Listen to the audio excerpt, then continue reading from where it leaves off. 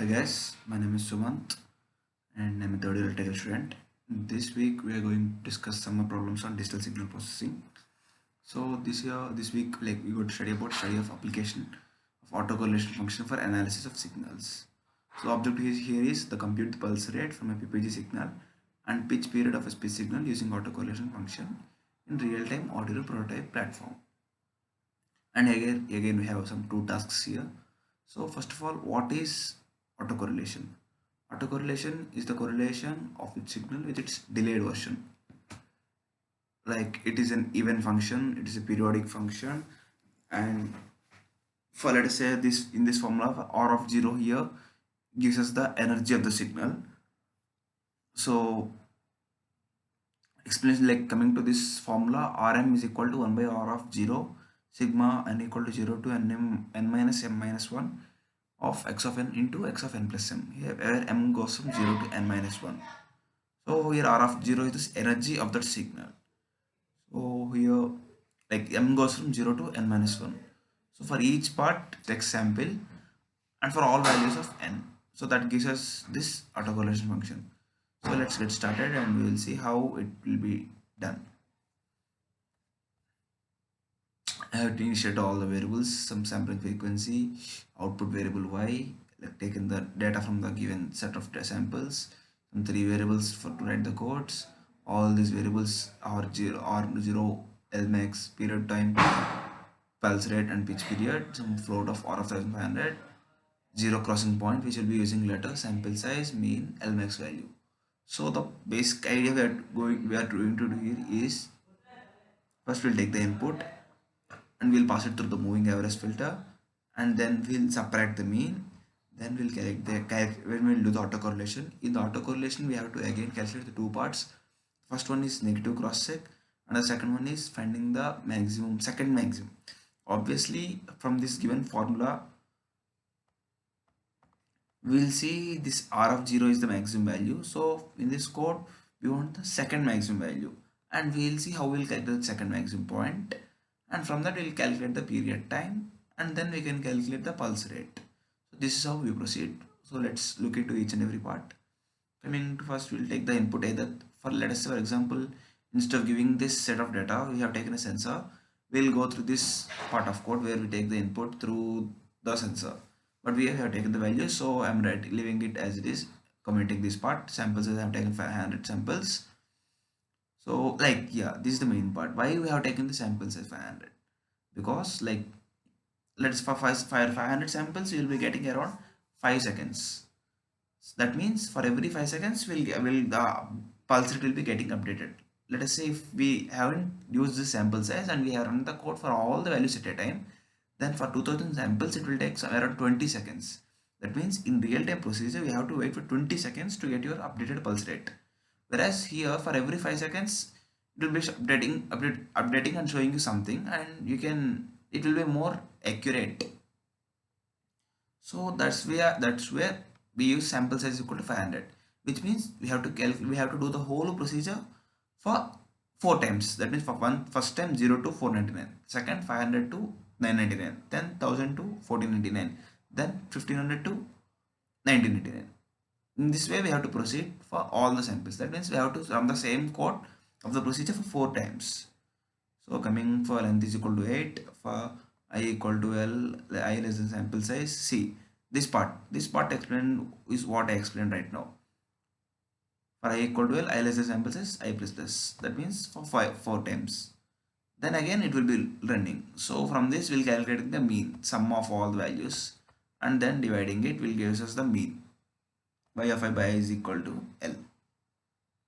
So subtraction of the mean from the samples is like we have to subtract each and every value, each and every value should be subtracted by the mean. That means we have to subtract the mean from every sample to gives us the normalized function of the signal. That's why we have to subtract the mean from each and every value. Then comes the autocorrelation. For I of 0 I equal to 0, I less than sample size. This is a, like whatever formula we saw here, this part we'll be writing the code for that part here, and then we have to calculate this negative cross check.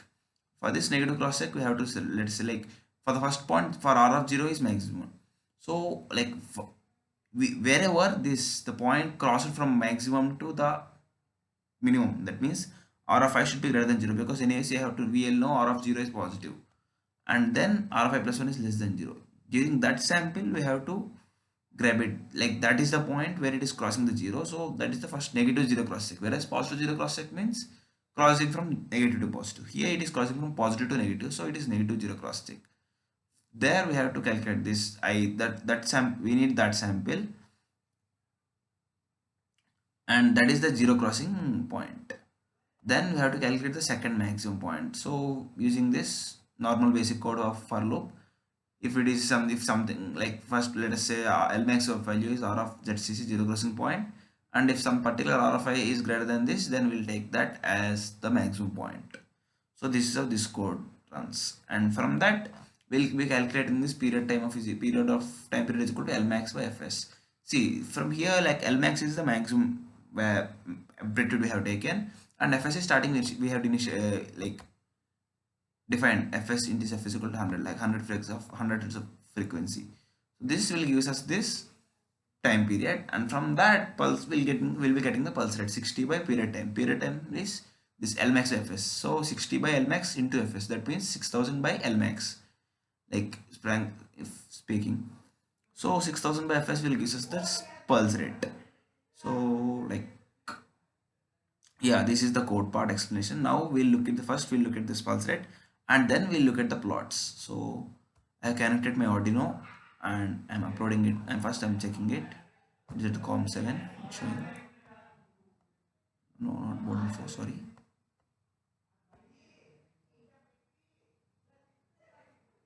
Arduino of programming port. Now I'm compiling it. Now I'm uploading it.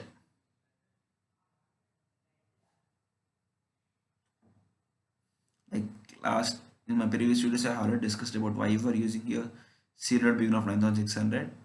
That is the transfer rate of data, for which, let for what, for that purpose we are using the serial begin of 9600.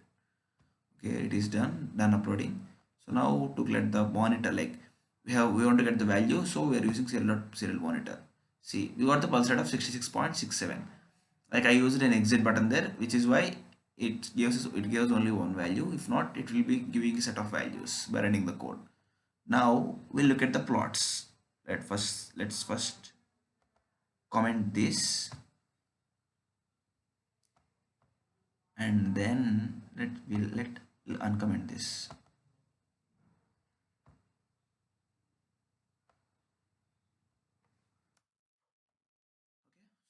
Done. Now let's look at it by part. What is first x of I? X of I is the value we have taken. What is meant by y of I? Y of I, see, where is y of I? Yeah, here, the normalized value. That means after subtracting the mean, we are plotting the signal. That is the normal y of I. And then r of I, the autocorrelated value. So we'll get the clarity here. Okay, let's do one more thing. Let's look at it part by part. Yeah, that will be more, that will give us more clarity.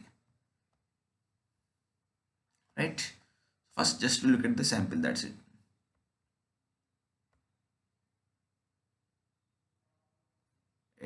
I haven't uploaded it, sorry.